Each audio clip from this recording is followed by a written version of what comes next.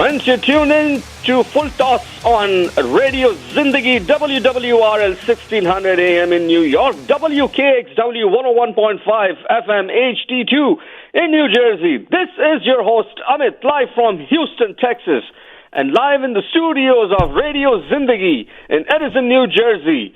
My co-host, my friend, my mentor, Amanat. Amanat, welcome to the broadcast and Happy New Year to you, all of you guys. Happy New Year to all our listeners. Happy New Year to you. Also in the studio, my friend, President of Edison Cricket Club, Mr. Atul Huku. Atul, welcome to the broadcast. Happy New Year to you and to all our listeners, not only in the United States, all over the world.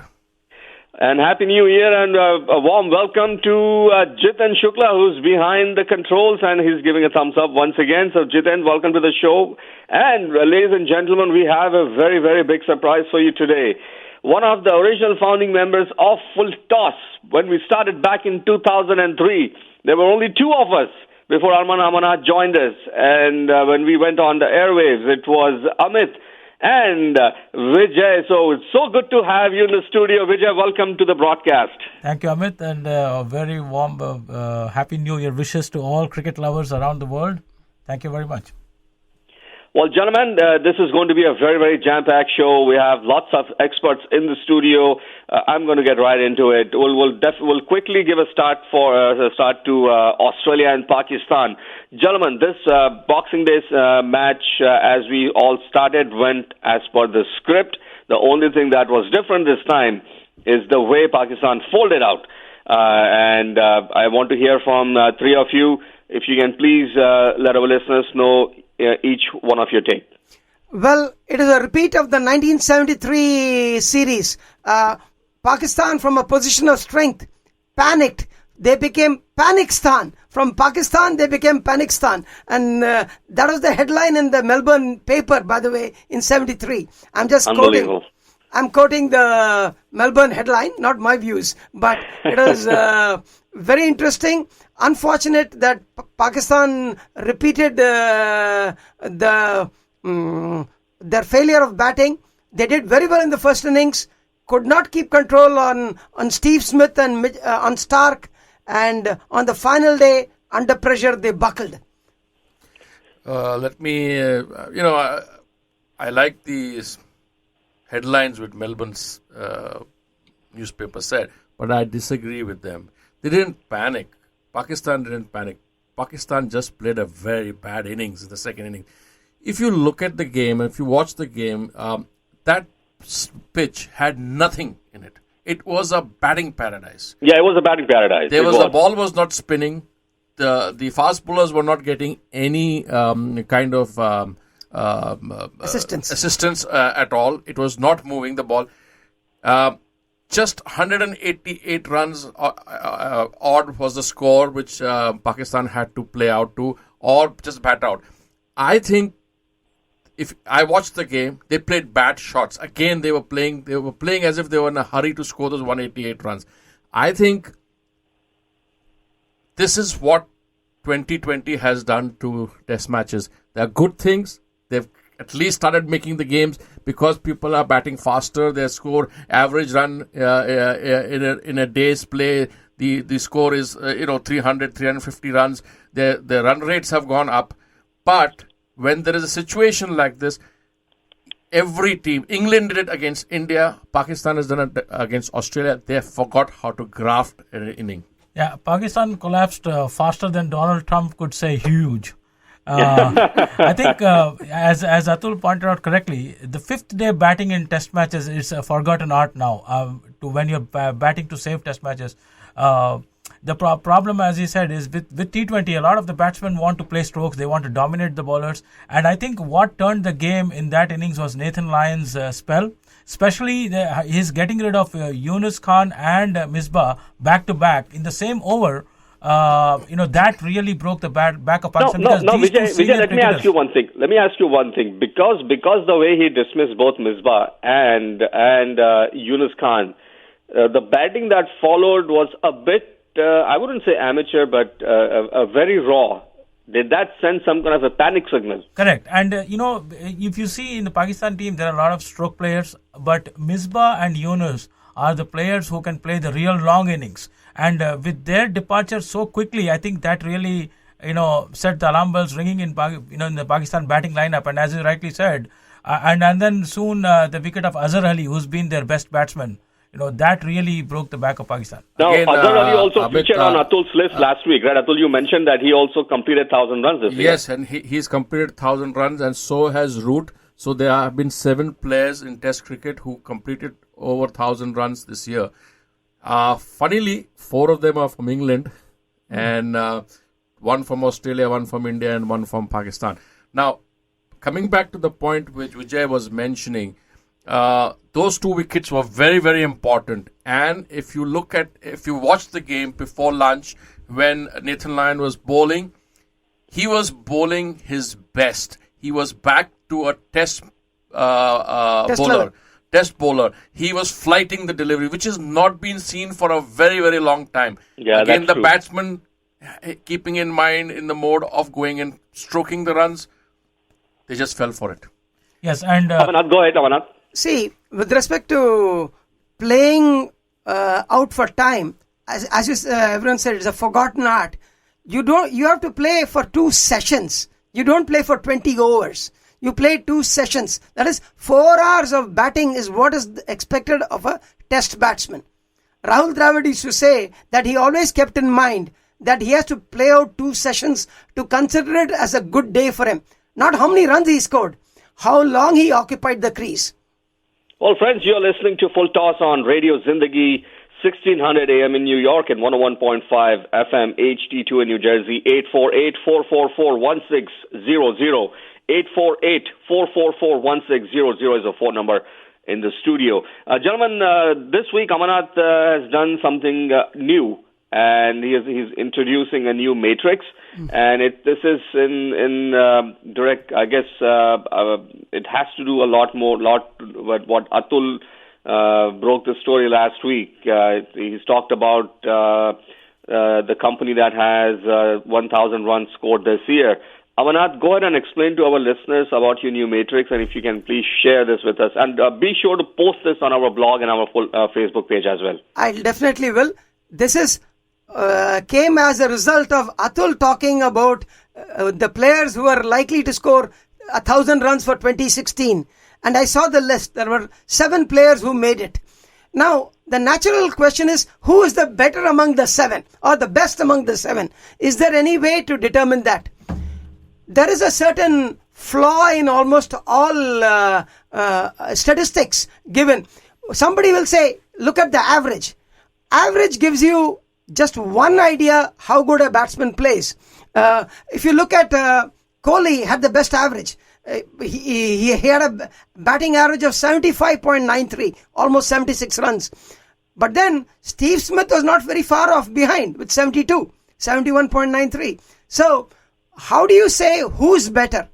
I had to do a little bit of, given that I'm a statistician from the Indian Statistical Institute, I had to put my thinking cap on. One of the things which we as cricketers we look for is how consistent are you? How consistently do you score your runs? That is a measure of dependability. And so in statistics, we have one concept called coefficient of variation. Okay. And for coefficient of variation, you need at least 12 to 15 values to make a determination how stable that metric is. Now, fortunately, this year there has been a lot of cricket, and these 7 players have played many tests. So I do have at least 12 to 15 data values. So I can estimate their coefficient of variation. Now, just to roll back the tape a little bit, apart from batting average, one other metric people look at is how quickly you score your runs. Are you a boring batsman or are you scoring it fast? Because if you score fast, you put the pressure on the fielding team. How quickly you make your runs, you upset the plans. So that's the strike ratio. Strike ratio is also a very important variable I look at. So now coefficient of variation, it's very interesting to see the person with the lowest of coefficient of variation was SteveSmith. He had a... I'm surprised. I'm really surprised to hear that from you, Amarnath. Oh, the lowest was Steve Smith with 0.85. That means he does not vary too much from his average. Whereas, if you look at Virat Kohli, he was 1.15 coefficient. Now, that is also not surprising. Whenever Kohli scores, he scores big. Otherwise, he gets out at 20-30. He converts his 50s to hundreds. If not, and his hundreds to big hundreds. So, his coefficient of variation is higher. So, if they don't get him out early enough, you can expect a big beating from him. And it was very interesting to see the next person who did very well was Johnny Bairstow. I'm so glad you mentioned that because Atul and you have been saying this thing. Yeah, and it shows he's a very consistent player. He's got only 0.98. Any number below 1 is very good. Let me tell you. He's 0.98. Alistair Cook is at 0.99. Joe Root is at 1.06. Azhar Ali is pretty high at 1.53. And Moeen Ali is around 1.24. So you can see that though they are much more higher deviation, they have higher coefficient of variation. But I think you have to give credit for openers to have very low coefficient of variation because with a new ball and in different conditions. Yes, I agree. They're batting close to their average. That's really a good performance. Yes, that's a very good performance. So now, what I did... Amarnath, hold on to your thought. We'll go ahead and take a short sponsors break. When we come back, we'll continue on this discussion. Friends, you're listening to Full Toss on Radio Zindagi, 1600 AM in New York, 101.5 FM HD2 in New Jersey. 848-444-1600 is the phone number in this... Welcome back, folks. You're listening to Full Toss on Radio Zindagi WWRL 1600 AM in New York, WKXW 101.5 FM HD2 in New Jersey. Like us on Facebook. You can also catch us live on the internet. Online it's free, radiozindagi.com. Phone number in the studio, 848-444-1600. 848-444-1600. This is your host, Amit, live from Houston, Texas. And live in the studios of Radio Zindagi in Edison, New Jersey, Amarnath, Atul, Jiten, and special guest in the studio, Vijay. Gentlemen, welcome back to the broadcast. Thank you very much. Thank you. And I wanted to just expand on Amarnath's viewing his points about his deadly matrix which he's come out with. You know, Amit and the rest of you guys, you probably heard that there was a lot of noise made because Virat Kohli was not included in the ICC Test 11. Yes. There's an explanation for that. There's an explanation to that. That matrix, basically, if you look at it, which Amarnath has come up with, will actually answer that because the matrix which ICC took was from September of 20th of September 2015 to 20th September 2016. Virat does not look too good in that matrix. Yeah, Virat. That's. I'm really glad you brought that up, Atul, because that was a question that was raised. Go ahead, Amarnath. Also, Virat started playing only from July, the test matches. He didn't have any test matches from January to July. He only played 8 test matches during that period. So that makes a big difference. Yes. Okay, gentlemen, I'm going to move on to the next topic now. Amarnath, be sure to post this on our blog and also on our Facebook page, both Radio Zindagi and Full Toss. Yes, definitely. No, I'm very happy. And as Atul mentioned, this is an explosive matrix that you came up with, and it's only fair that you share this with our listeners as well. No, I'm quite happy with this. Coefficient of variation gives you a consistency measure. I want a good marketing term for it. I don't know. This matrix which you came up with was a swinging full toss. Juicy full toss. Swinging full toss. Okay, I cannot let this opportunity go. I have 3 experts in the studio right now. We have Vijay with us. I want to talk about a technical aspect of the game today, and it's one of the aspects that I really thoroughly enjoy, and that is the cover drive. Wow, cover drive. Over the years, we have seen batsmen playing this so elegantly. I mean, we can go on and on about it. For today's purposes, I want you guys to talk about the art of cover drive, and each one of you can mention one or two of your favorite players. So let me go ahead and hand over the mic to Vijay first. Vijay, go ahead. You start off today. Cover drive. It's one of those pure cricketing strokes. So as you rightly said, played with such elegance and class by so many players. And one of the main technical aspect of a cover drive is that the bottom hand, if you have to play good cover drive technically, the bottom hand has to be a little loose. The top hand, which if you're a right hander, your left hand has to be firm on the bat. The bottom hand is used for guiding. And of course, the other aspects of getting to the pitch of the ball, the head over the ball, and playing close to your body, I mean, a nice arc through the covers is really what makes cover drive so pleasing to watch. But of all the players today who play the cover drive, you can have players like Joe Root, Michael Vaughan of England used to be a great cover drive player, David Martin. But I think Virat Kohli stands out for me. And what is unique about him is that even though technically they say your bottom hand grip has to be loose and it just has to guide the ball, Virat Kohli has a very, very strong bottom hand grip. In fact, he has a very rounded bottom hand grip. Imagine a baseball player, a baseball hitter's top hand, which is right hand, for a right hand hitter baseball player. So how his grip is for the top hand. So it is as firm as that.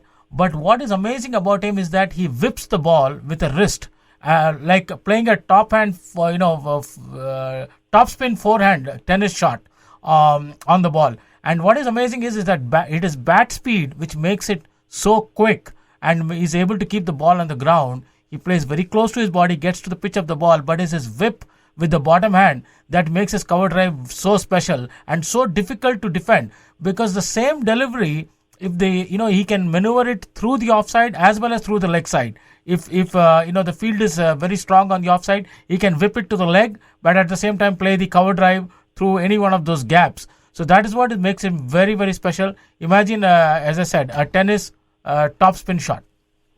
Atul? What Vijay said about technically about the cover drive is exactly correct. The only thing I would like to add on is that the front knee has to be bent. In fact, some of the best cricketers who are playing the cover drive are basically on their knees when they play that shot. And that's why it looks so elegant and beautiful. And the bat has to have a vertical arc between 3 o'clock and 9 o'clock. That's what technically makes that bat, the cover drive, the most elegant shot in cricket. From my point of view, Michael Vaughan was technically the best cricketer to play the cover drive, but I really enjoyed Sunil Gavaskar too. Coming to the cover drive, I agree that there is a certain technique in playing it, but I have to slightly differ from the other two. I enjoy seeing a left-hander hitting the cover drive even more. And for me, Sir Garry Sobers his cover drives was such a treat to watch. The few reels of tape that I saw in the 60s and the pictures in Sports and Pastime, they are etched in my memory. So I would say Garry Sobers was one of the finest exponents of the cover drive, followed by Brian Lara. He had a high backlift and his cover drives were excellent to watch.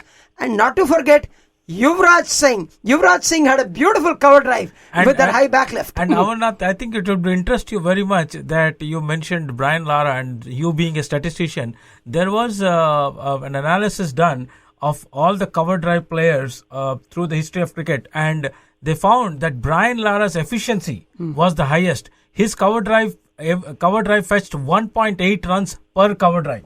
So his cover drive was the most efficient in terms of getting runs. Very good. And he has been dismissed only once playing that on Radio Zindagi 1600 AM in New York and 101.5 FM HD2 in New Jersey. 848-444-1600 is the phone number in the studio. This is your host Amit, live from Houston, Texas, and live in the studios of Radio Zindagi in Edison, New Jersey. Amarnath, Atul, and Vijay, and we have Jiten Shukla. Jiten, I'm going to put you on air now because just before the show started, we were talking about something. Amarnath and three of us, we were talking about an issue. And not an issue, we were talking about commentary back in the days.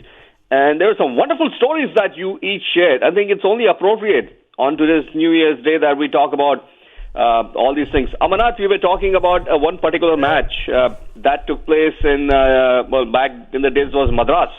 Yes, the And Chennai Test. you mentioned that test match actually took place on January 1st. No, that was not in Chennai, but it was in Eden Gardens. Eden Gardens. My apologies. Chennai yes. was Madras was Jiten's conversation. Yes. I can tell you, I can fill you in what Jiten said, but let me tell you. January 1st is very special to me from a cricket standpoint. In 1975, January 1st, I was there at Eden Gardens when India defeated Lloyd's team in the 74-75 series. India was trailing 2-0 and India managed to win the Eden Gardens against odds. Lloyd was on great fire, literally.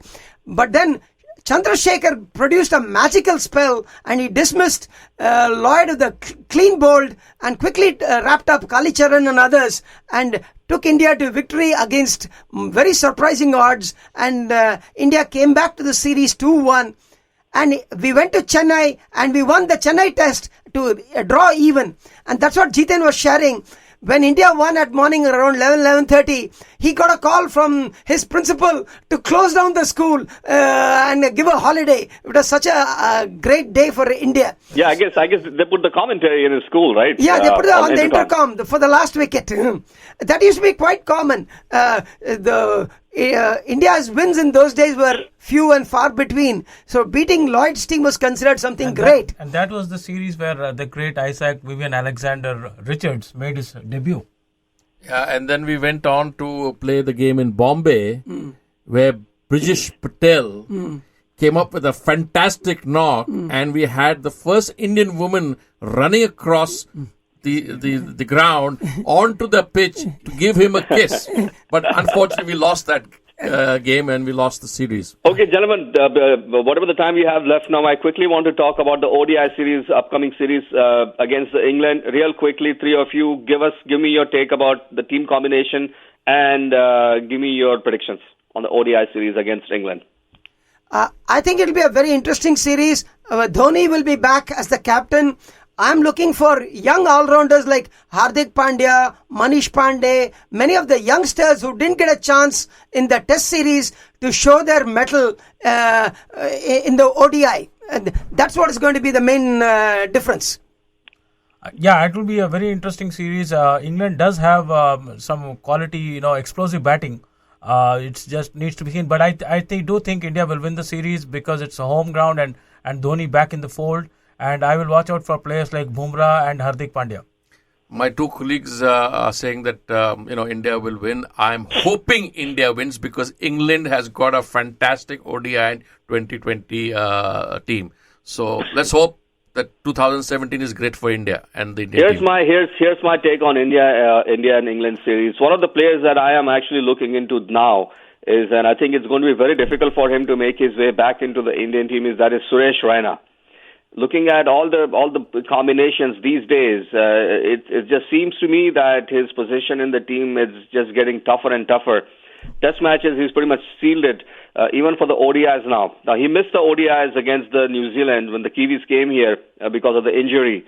But looking at the current form and the current format, it's very unlikely. I mean, I'll be surprised if Raina makes a comeback in the ODI series. I do give India a slight advantage over England.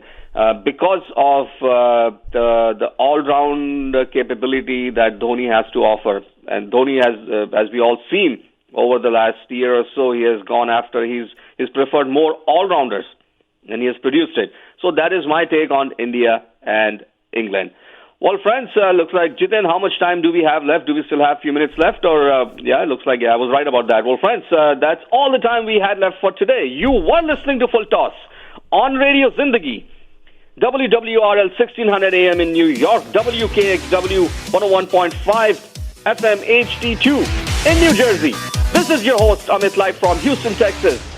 Signing off. And in the studio, Amarnath, Atul and Vijay signing off for the show. We'll be back here next Sunday afternoon. Till then, everybody have a fantastic weekend.